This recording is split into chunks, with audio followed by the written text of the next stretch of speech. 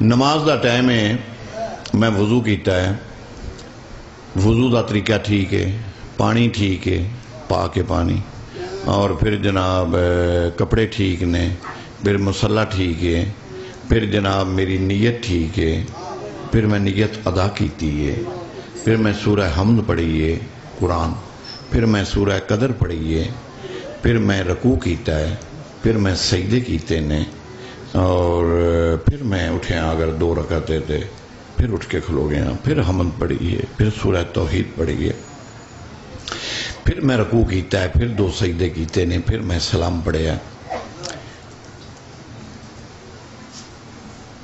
اے کعبہ ہے نا،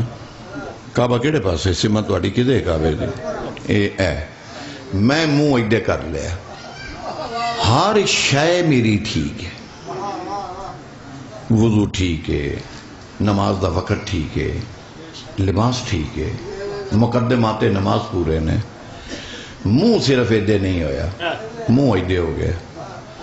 کی بنیا میری نماز دا؟ جی اچھا بولو ذرا،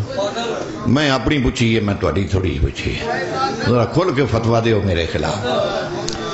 باطل اہل حدیثاں دے نزدیک باطل، جو بندیاں دے نزدیک اچھا، بریلویاں دے نزدیک، شیعہ دے نزدیک ہویا کی باطل کیوں ہوئی ہے؟ جی سمت ہٹ گئی، مرکز ہٹ گیا۔